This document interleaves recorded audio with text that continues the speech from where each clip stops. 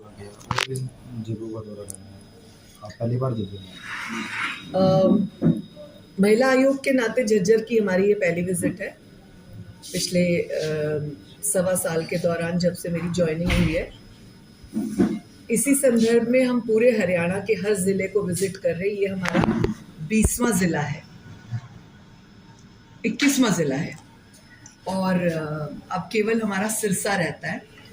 तो उस नाते हम हर ज़िले में जाकर 3 तरह के कार्यक्रम करते हैं। वन स्टॉप सेंटर विजिट, कोई स्कूल या कॉलेज विजिट, वहाँ की हेयरिंग और एक ह्यूमन ट्रैफिकिंग का प्रोग्राम। तो इस बार हमने 2 कार्यक्रम रखे, वन स्टॉप सेंटर विजिट और हेयरिंग सेशन। फिर जब नेक्स्ट झज्जर की दोबारा बारी आएगी, लगभग 3 या 4 महीने में दोबारा हर ज़िले की बारी आ जाती है, तो फिर हम बैलेंस 2 प्रोग्राम भी रखेंगे। वन स्टॉप सेंटर केंद्र सरकार के नेतृत्व में बनाए गए, उनके आदेशानुसार बनाए गए थे, इस सोच के साथ कि जब भी हमारे पास केसेस आते थे पुलिस में, तो ये थानों में और अन्य स्थानों पर एक विवाद का विषय हो जाता था कि इस लड़की को कहाँ रखा जाए, क्योंकि रात को उसको थाने में या कहीं कस्टडी में रखा नहीं जा सकता था और उसको शेल्टर देना आवश्यक था उसकी परेशानी के मुताबिक। उस सोच के साथ वन स्टॉप सेंटर्स का निर्माण हुआ। 750 से अधिक वन स्टॉप सेंटर है पूरे देश में और उसी संदर्भ में हरियाणा के हर डिस्ट्रिक्ट में एक वन स्टॉप सेंटर है।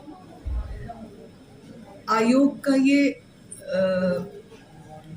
एक्सपीरियंस और एक निर्णय रहा है, जहाँ जिस जिस ज़िले पर हमने वन स्टॉप सेंटर विजिट किए, हमारी ये प्रायोरिटी बनी देखने के बाद कि वन स्टॉप सेंटर किसी न किसी सरकारी अस्पताल के प्रीमाइसेस में हो या लगता हुआ हो, क्योंकि जो भी यहाँ आता है उसको कोई medical facility, police facility, bus stop nearest, railway station nearest, इस सोच के साथ हम रखते हैं। और हमारे ये सारे जो इस तरह के संस्थान हैं वो इसी सारी बातों को फॉलो करते हैं, इस रूल को।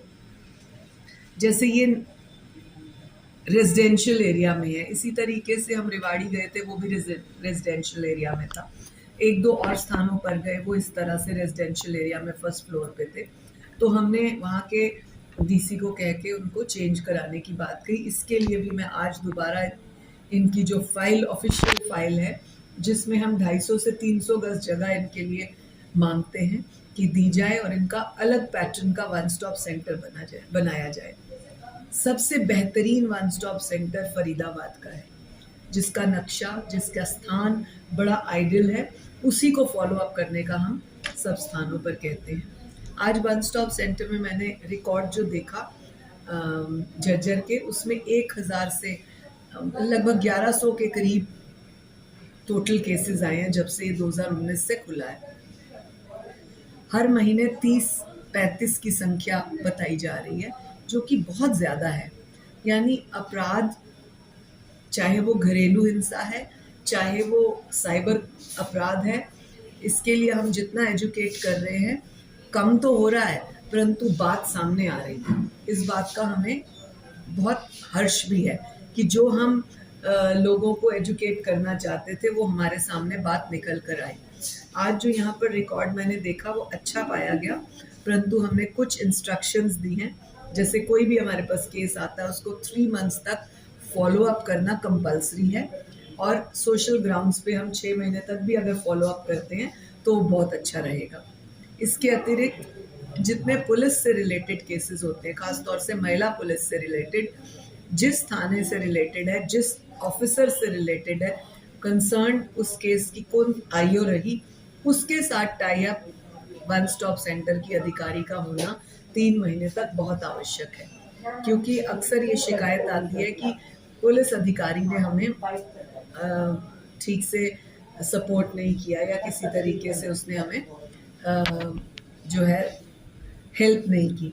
तो इस चीज़ को ध्यान में रखते हुए हम पुलिस के ऊपर वन स्टॉप सेंटर की भी बात करते हैं कि वन स्टॉप सेंटर अधिकारी पुलिस के इस कर्तव्य को, इस जो उनका फर्ज बनता है उसको फॉलो अप करें कि उन्होंने ठीक से अपने कर्तव्य का निर्वाह किया कि नहीं किया। तो अभी आपने बात की 705 नॉन स्टॉप बंदे हुए हैं। हरियाणा की हम बात करें तो सबसे ज़्यादा किस जिले से आपको शिकायतें आ रही हैं महिला अपराध? सबसे ज़्यादा तो मैं नहीं कहूँगी। हर ज़िले में लगभग 25, 30, 35 इस तरह की शिकायतें हर ज़िले से ही रहती हैं। पर देखने का विषय ये है कि शिकायतें कौन सी होती है, किन कारणों से लड़कियां यहाँ पर आती हैं, तो उनमें डोमेस्टिक वायलेंस ज़्यादा है। उसके ऊपर हमारे को और अधिक स्टडी करने की आवश्यकता है कि इतना एजुकेशन होने के बाद, पढ़े लिखे परिवार होने के बावजूद, अब हम पढ़ी लिखी पंचायतें कर रहे हैं, उसके बावजूद आज भी लड़कियों की इतनी प्रताड़ना परिवारों में होती है। तो इसको बारीकी से देखना हमारे लिए बहुत ज़रूरी है। लगातार जागरूकता अभियान चलाए गए हैं मैम, उसके बाद भी जागरूक नहीं हो रहे हैं और महिला जो शोषण है वो लगातार बढ़ रहा है। देखिए, जागरूकता अभियान तो चलाए ही जाएंगे लगातार।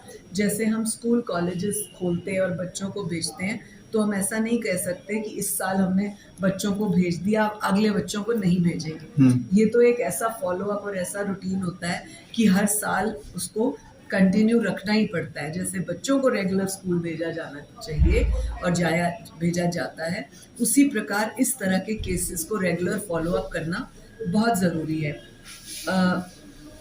हम कई जगह पर जागरूकता अभियान चलाते हैं और हमारा ये मानना है, महिला आयोग ने पिछले 1-1.5 वर्ष में ये एक्सपीरियंस किया प्रैक्टिकल कि 25 से लेकर 22-25 से लेकर 35 वर्ष की उम्र की महिलाओं के साथ प्रॉब्लम्स आती हैं। तो वो 22 साल की या 25 साल की महिला कहाँ होती है? तुरंत कॉलेज या पढ़ाई से निकली हुई महिला होती है और फिर विवाह के। तो हम लोगों ने ये प्लान किया, इस 22 साल की महिला को जागरूक कैसे किया जाए। उसको हम जागरूक 11वीं 12वीं स्कूल से साइबर क्राइम और लीगल अवेयरनेस के प्रति, और ग्रेजुएशन के दौरान आगे चलकर काम कैसे करना है, अपने आप को सेफ कैसे रखना है, पारिवारिक दृष्टि से जब आप अपने पारिवारिक घर में जाती हैं तो आपको क्या क्या बातों का ध्यान रखना चाहिए। ये महिला आयोग ने एक छोटा सा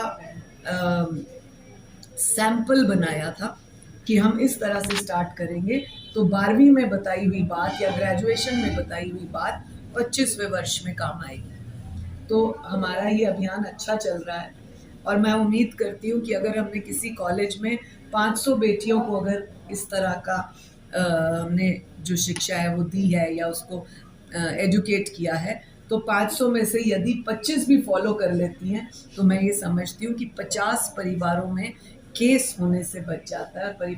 50 परिवार किसी ना किसी इस तरह के उससे बच जाते हैं। मैम, झज्जर में तो किसी तरह का भी कोई कार्यक्रम नहीं कराया जाता पुलिस की तरफ से, किसकी तरफ से? जागरूक कार्यक्रम। हम आ गए ना हम आ गए। हमने आज 2 कार्यक्रम रखे, एक ये वाला और एक आगे हेयरिंग का।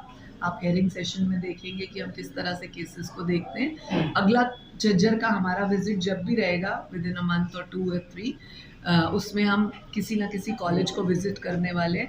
शायद यहाँ पर कोई आर्य कन्या विद्यालय है, उसका नाम मैंने ऑलरेडी दे दिया है। सितंबर 1st वीक या 2nd वीक में हमने उसका दौरा रखा है। तो हम धीरे धीरे कोशिश कर रहे हैं। एक महिला आयोग है और इतने सारे ज़िले हैं, इतने सारे प्रॉब्लम्स हैं, तो धीरे धीरे करके हम सॉल्व करने का प्रयास करेंगे।